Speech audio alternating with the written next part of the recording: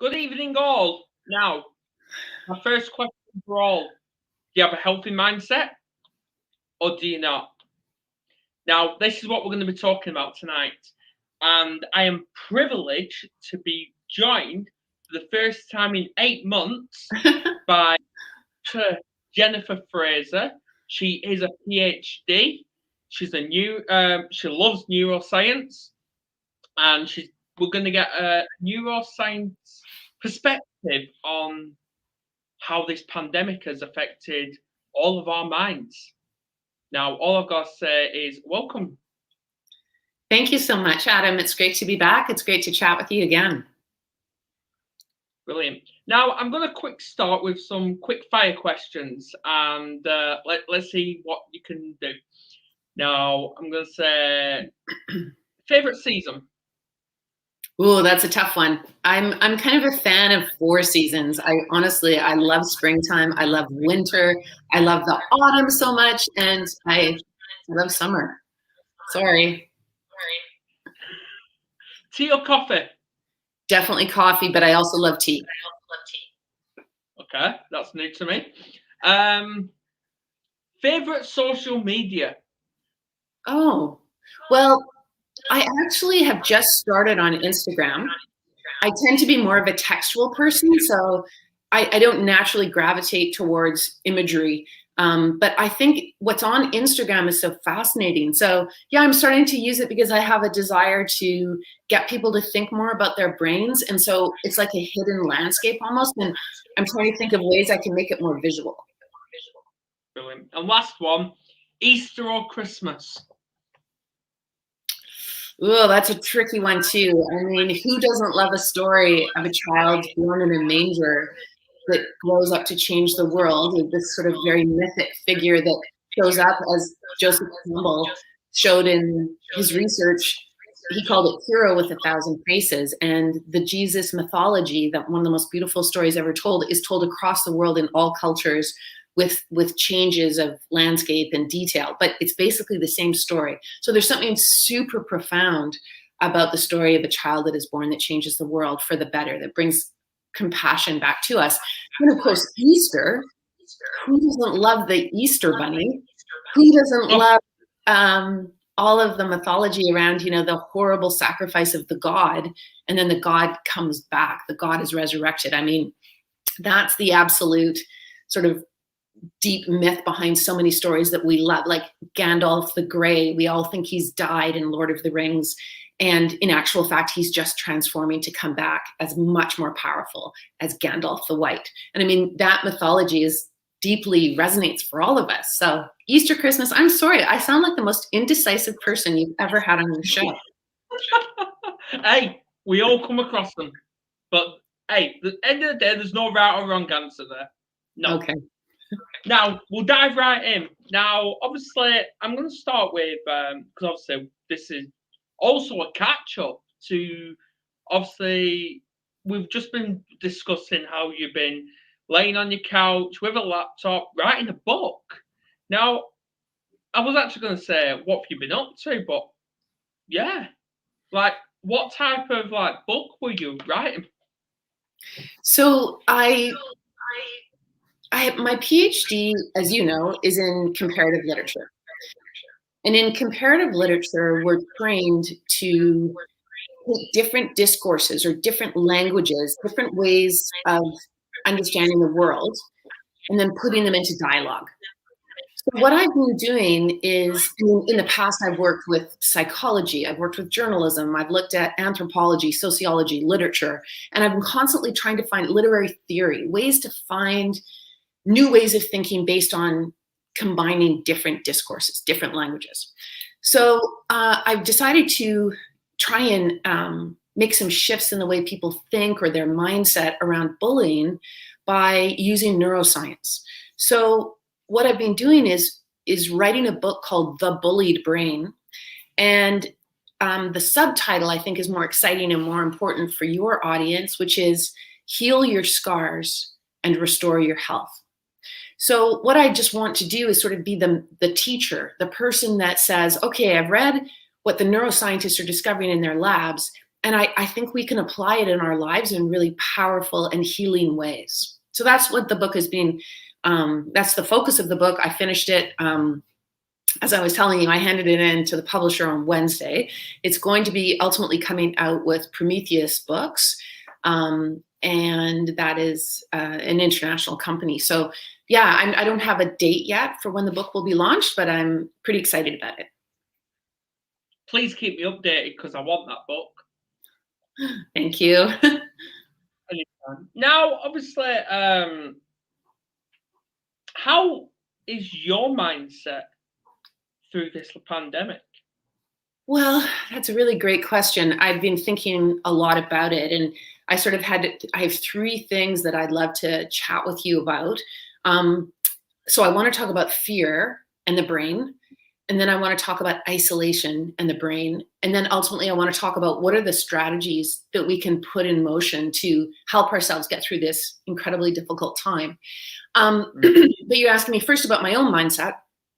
I, in a sense, am quite lucky because I'm an introvert and I'm accustomed to working at home. So I'm accustomed to being alone with my laptop and my books, and having that deep dive into kind of intellectual work is okay for me. But I also am well aware that the human brain is absolutely wired for social interaction. And so in a sense, my community are neuroscientists in the last, really in the last 10 years. That's what I've been studying. So I feel like almost when I'm home alone, I'm actually not. I'm working with a community of thinkers and scientists who are remarkable to me. The work they're doing, it fascinates me. And while we can't necessarily dialogue, I'm learning so much from them. So it's been a little bit easier for me, I think, than most people. How has it been for you? How has it been for me? I say, because obviously we went into lockdown for the very first time only 3 days after my birthday. Oh, yeah.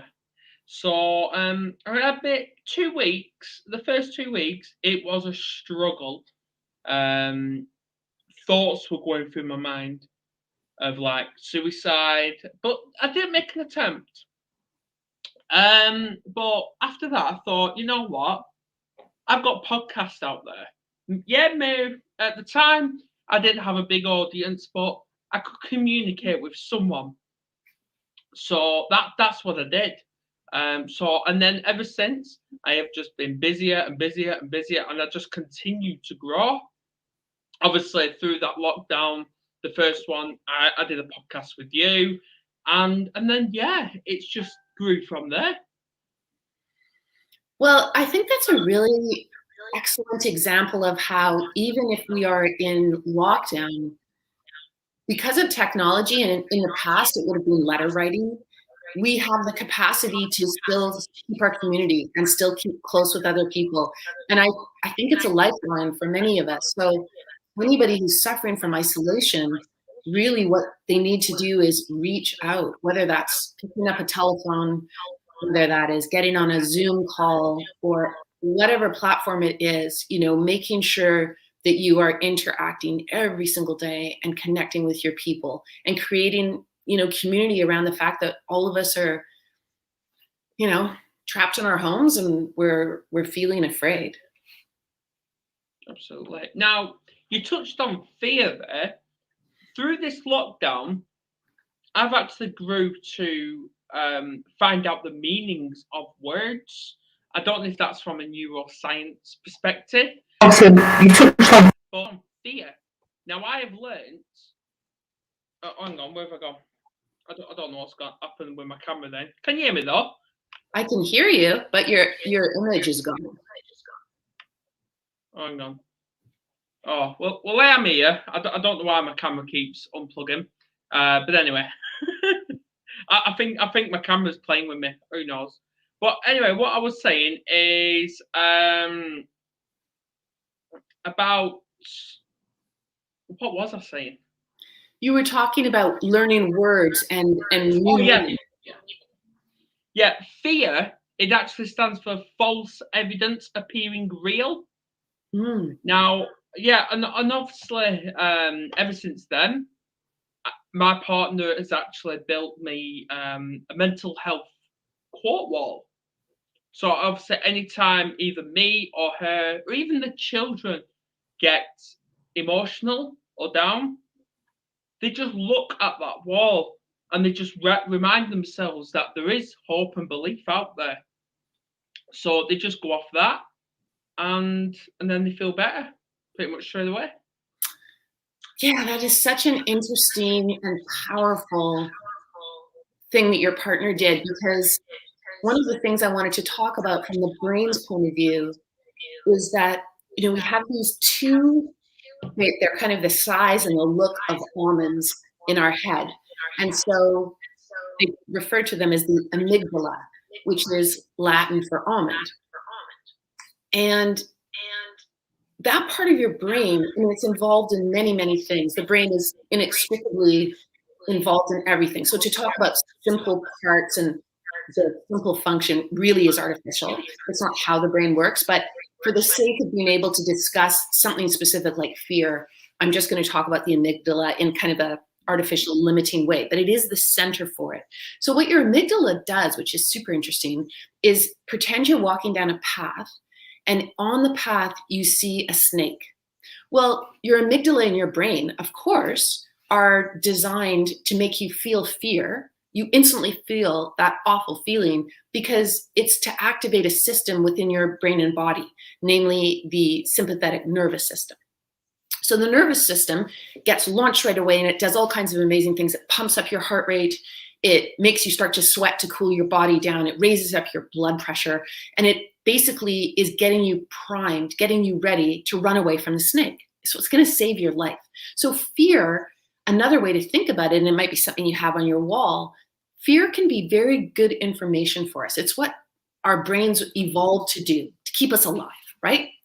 But let's pretend you're walking down that path and you see a snake, and then your rational brain, they call it the CEO of the brain, the prefrontal cortex. It takes the longest to evolve in our brains or develop or mature. So children don't get a fully mature prefrontal cortex, the thinking part of the brain, until they're 24, 25. So if you ever feel like you're being hard on, upset or angered by a child and frustrated by the way they're behaving, and you feel like saying, "What were you thinking?" The child's natural answer should be, "I wasn't thinking. I couldn't think through that like an adult does because I don't have a mature prefrontal cortex yet. Cut me some slack," But so what happens is you're going down the path, you see the snake, and your prefrontal cortex kicks in. It gets the alert from the amygdala, danger. Either you're going to have to freeze, you're going to have to fight, or you're going to have to run away. You're going to have to flee. And the prefrontal cortex goes, "Oh my goodness, calm down. That's not a snake. I'm looking at it. I'm observing. I'm thinking. It's actually just a stick. It's a stick that looks like a snake." So you can imagine these two parts of the brain. So what you put up on your wall to help you be calmer, to help you understand that you can be a little bit more rational around fears that are coming to you that aren't real ones. They're more like chronic stress. They're more like triggers. And they might come from traumas that you've had in the past. Really what we're trying to do is get a mindful mindset. We want to think through our problems, and we want to be able to sort of, this is a phrase from Dr. Daniel Siegel. He talks about name it to tame it. So you want to be able to put a name to your fear. Is this a rational fear? Do you really need to gather up your family and run? Like, is it a fire? Or do you need to calm down, look at the wall, connect with your family, do some deep breathing, and really think about whether or not you're in danger? Because if you're not in danger, you want to be able to calm right down, connect with your people, and take really good care of yourself. Yeah, do you know what? That has literally just blown me away, because all I'm thinking is, yes, kids are not mature yet. Their mindsets are not fully developed. Yeah. And obviously it's like with a situation with a spider as well. Now obviously with me, when spiders are low, they don't bother me. But when they're up high, that's a different story.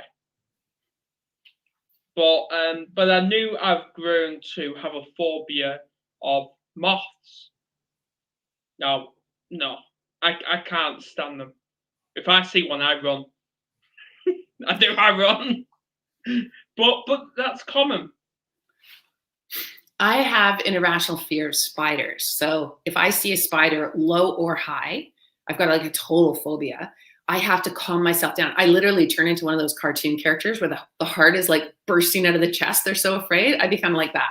So I have to like completely calm myself down and think to myself, this is one of nature's creatures, and try and, get it out of the house in the best way I can. I usually leave them for my husband. I put them under a glass to contain them so they can't get me. But then I let my husband deal with the situation. He puts them outside into nature.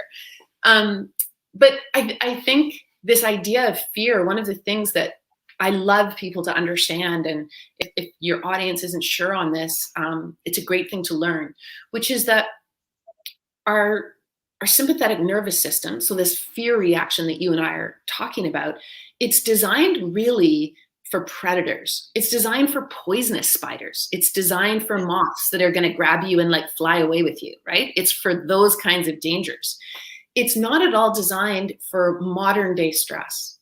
So COVID-19, in many ways, brought us all into a massive situation with modern relentless stress. We were locked up. We were locked down. We couldn't see people. We couldn't go to work.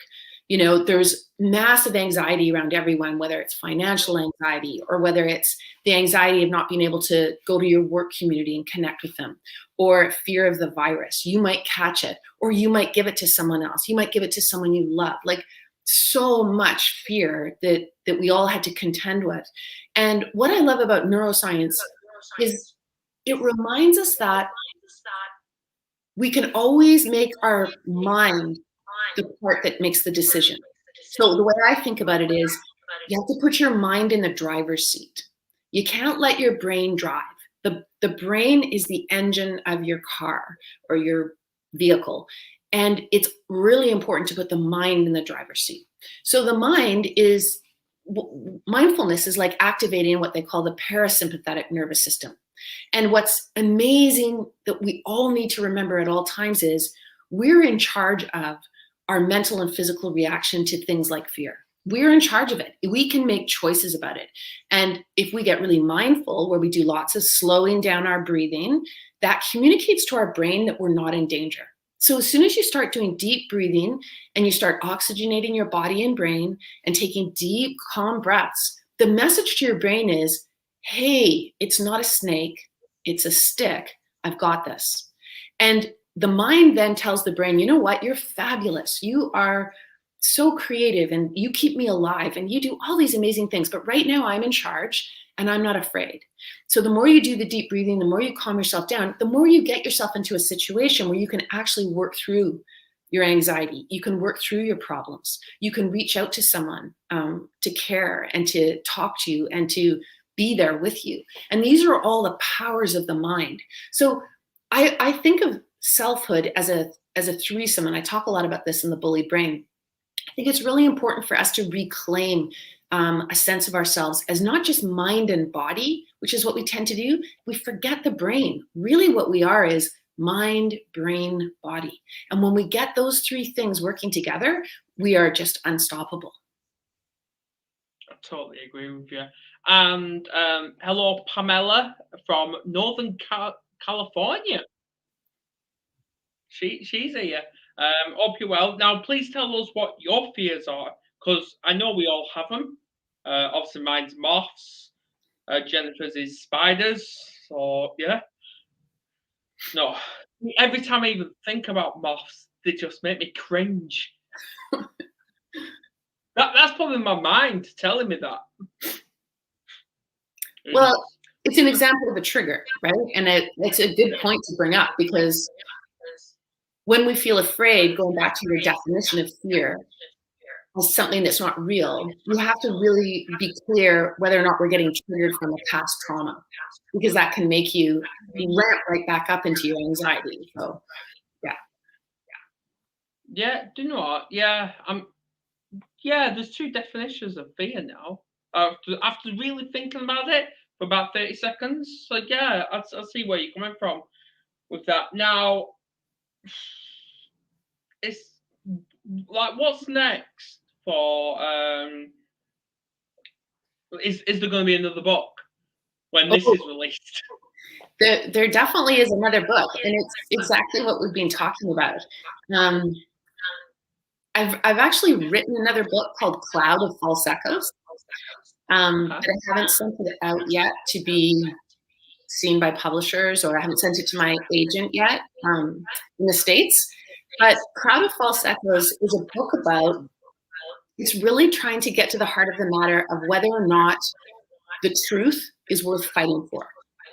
So I'm not sure how much your audience was following the political scene in the United States over the last several years, but there's a lot of terms that really struck me in the work that I was doing, because they were starting to discuss President Trump's presidency essentially as not caring about the truth. The truth was something that wasn't taken seriously. It could be replaced by an alternative fact.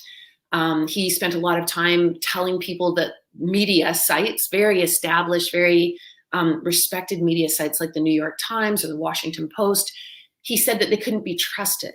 So he said outright and insinuated as well that media, that kind of reporting or journalism, investigative journalism, was the true enemy of the people.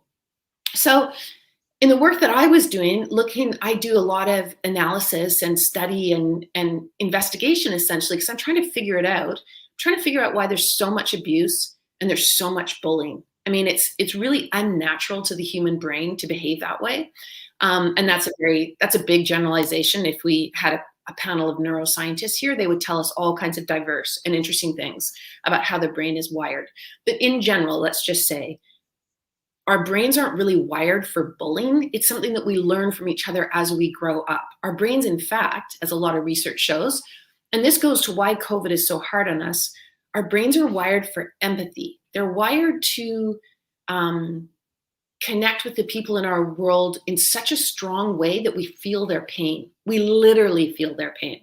So in neuroscientific studies that began, I believe they began with Dr. Tanya Singer, she did something really radical. So instead of just studying a brain in a MRI, so in the brain scan technology, there's a bunch of different brain scan technologies, but the one I'm talking about now is MRI, stands for magnetic resonance imaging. I'm sure a bunch of you have already had one in your life, an MRI of your knee or MRI of your brain.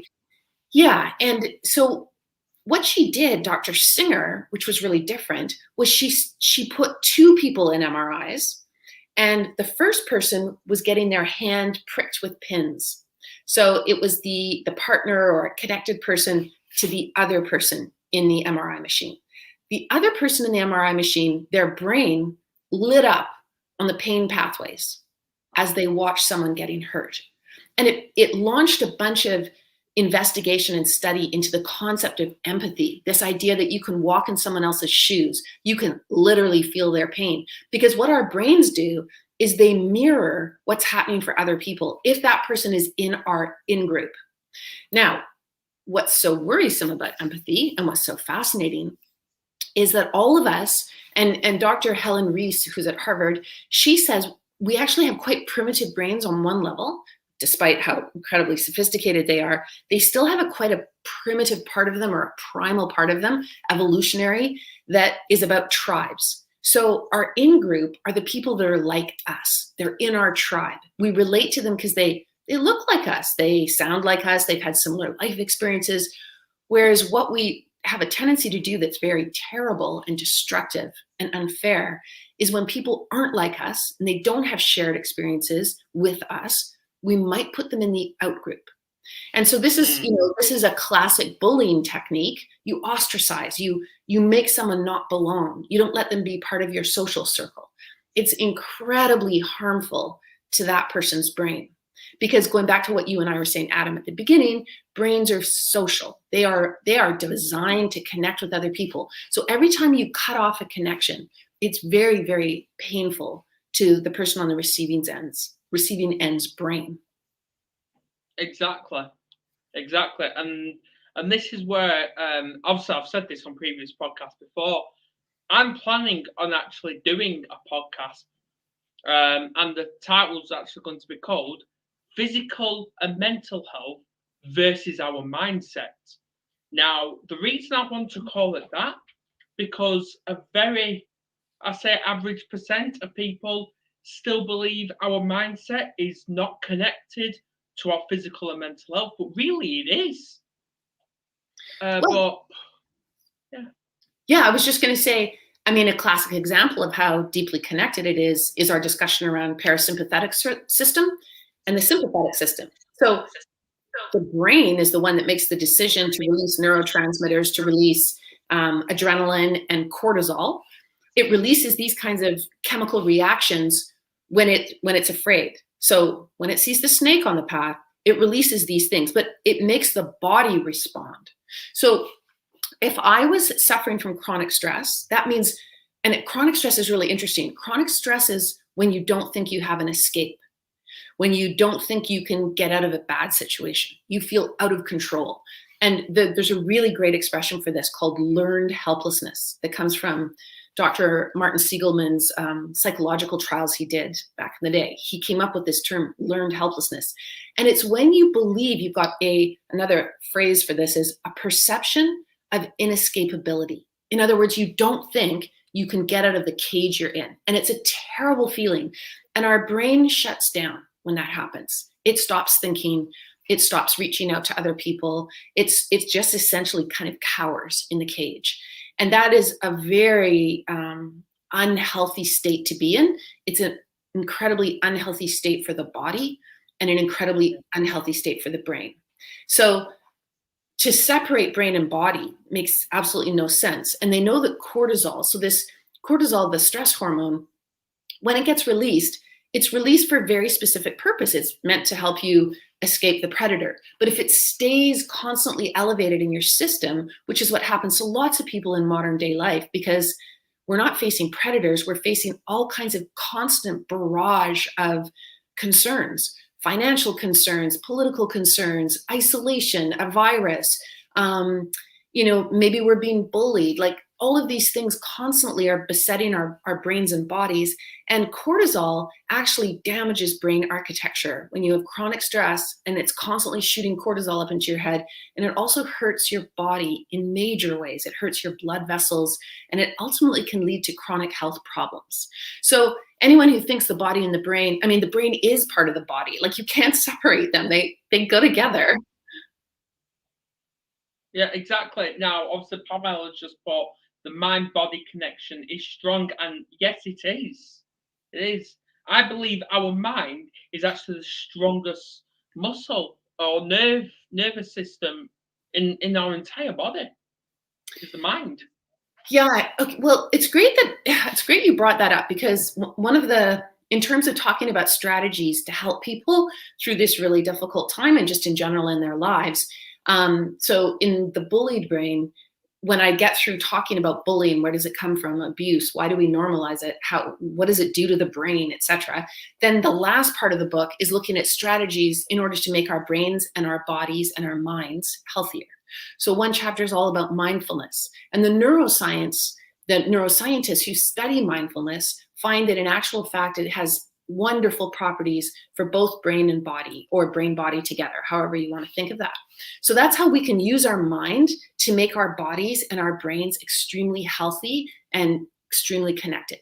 Another one is exercise. So one of the best things people can do during the pandemic, even though we're cooped up and we're not, 6 feet apart from each other, and, we're yelling at someone in a cafe trying to have a coffee, what we can do is really use our body, our aerobic exercise, to calm down and make our brains release a lot of that chronic stress. So you can imagine, we talked about learned helplessness, but imagine you put your running shoes on, you put your skates on or your skis, or you jump onto your skateboard, or you play ping pong or soccer or something, football for you guys. As soon as you do that, you're telling your brain that you're absolutely active. You're not in any kind of cage. You can get moving. And And then all the physical properties of exercise are everything that's good for your heart is good for your brain. So the more you can get moving, get out there, get jogging, walk briskly, ride horses, whatever it is you're doing, that's extremely good to reduce chronic stress and to really take care of your brain health along with your body health. Yeah, I'm glad you mentioned stress because I actually want to ask you this.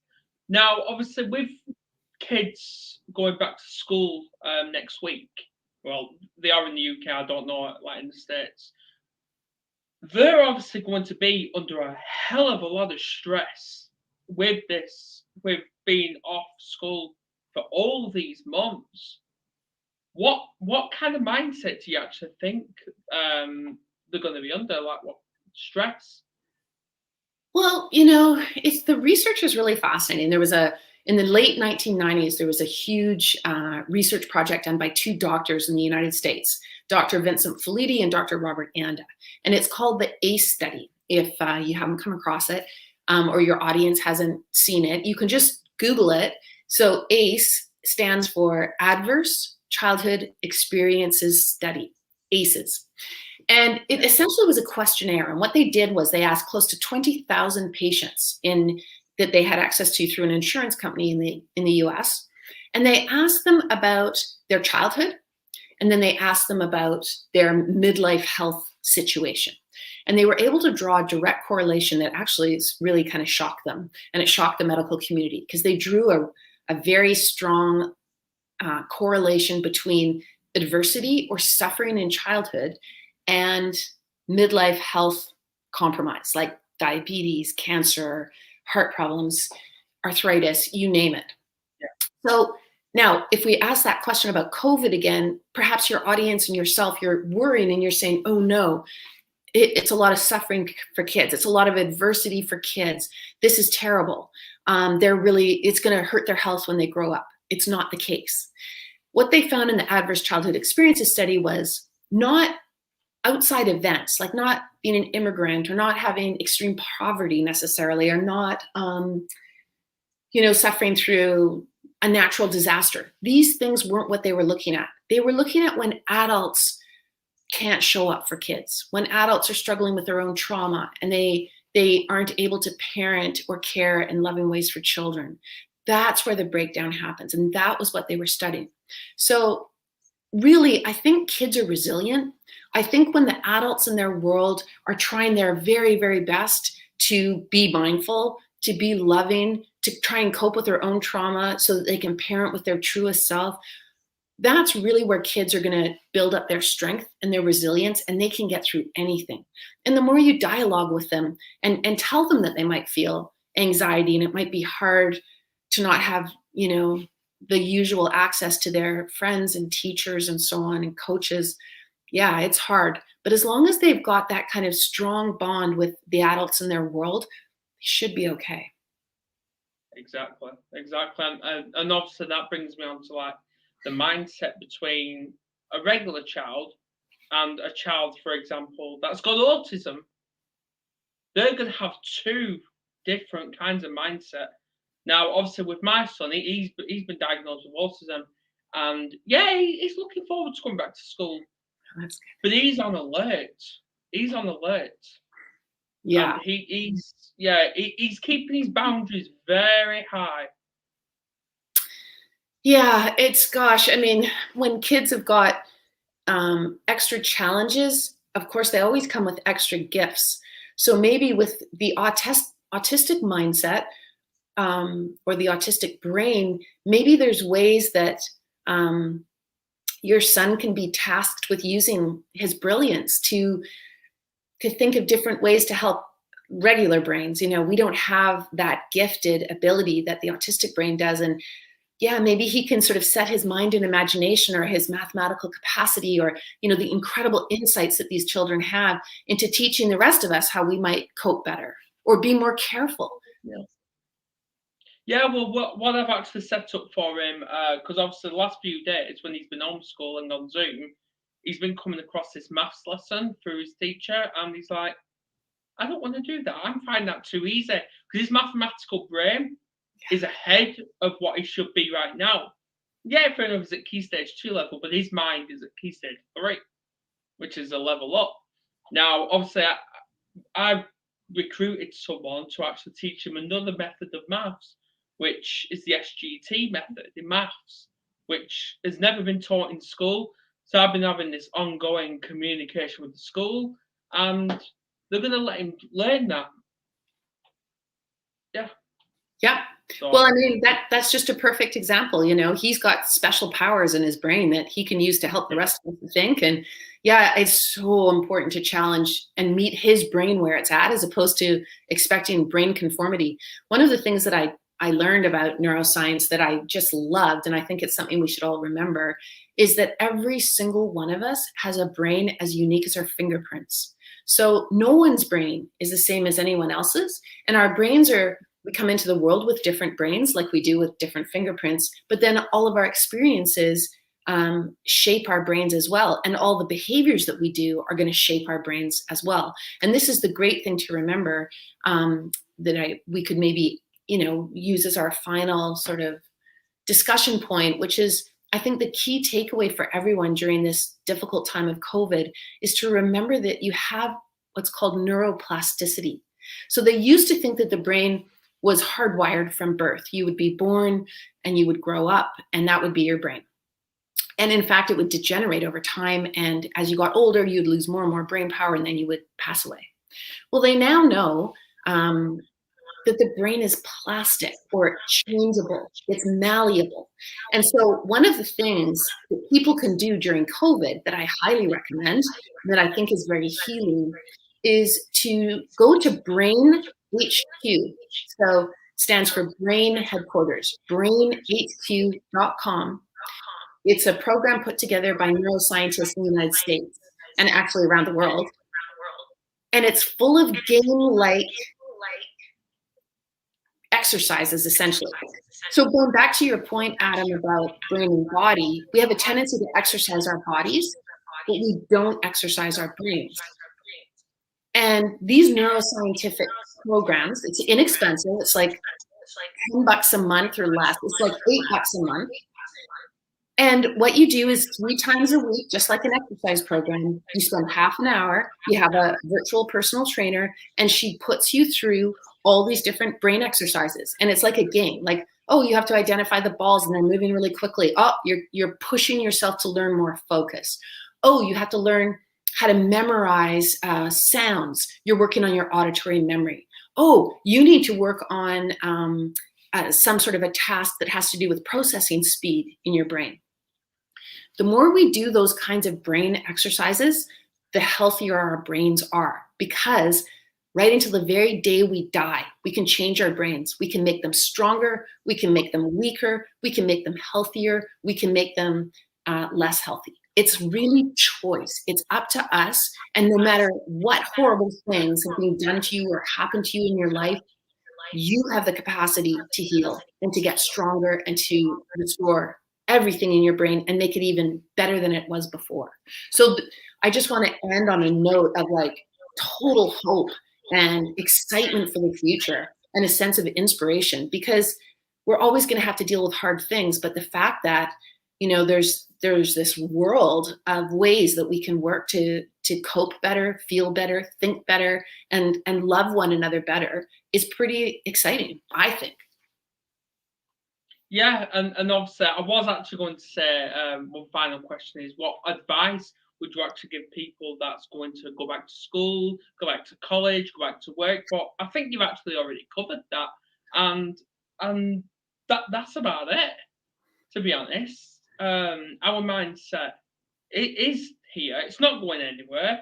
And you touched on growing. Yes. And I feel like I've grown in the last couple of years. I believe you have as well. And that's all I've got to say. Yeah. Well, I think your idea of this going back to school and these kinds of challenges, going back to university, going back to the workplace, perhaps, I think one of the antidotes to fear and anxiety and stress is self-compassion. Kristen Neff does a lot of work on that. So just how important it is to be caring to yourself. The more caring you are to yourself, the more you can care for other people. Same thing with empathy. Really Understand yourself. Listen to your brain. Listen to how your brain and your mind and your body are all talking to each other, and make sure that that conversation is a really caring one, an empathic and understanding one. And then again, you'll carry that out into your world. So yeah, I think that the key points are: train your brain. Don't just let it sit there. It's hungry for learning. All of us, little ones, all the way up to old people. Train your brain. Go to Brain HQ, Michael Merzenich's incredible program. Do as much exercise as you can. Get outside in nature. It's incredibly good for your brain and body and mind. Have empathy for yourself and others. Have compassion, which is empathy getting more active in the world. The more compassionate you and caring you are, all the neuroscience shows it's really good for your brain. And mindfulness, like, let's end off on mindfulness as a key component of mindset. Put your mind in the driver's seat. Use your parasympathetic system, your breathing, your focusing, your sense of purpose to calm everything down and tell your brain you're okay, you're safe, your prefrontal cortex is in charge, and you're going to get through this, because you are. And that's what being a mental health warrior is all about, as you know. Exactly. And on that note, thank you for coming on. Thank you for having me, Adam. It's always lovely to see you and always lovely to talk with you. You're most welcome. Thank you for coming on, Pam. You've been brilliant. And yes, I've got no more podcasts now until Monday. So all I've got to say is, please don't be a stranger. Please come back on in the future, whenever that is. I would love to. You're most welcome. And on that note, I'm going to end this podcast now. Please get this shared and stay healthy. See you in a bit.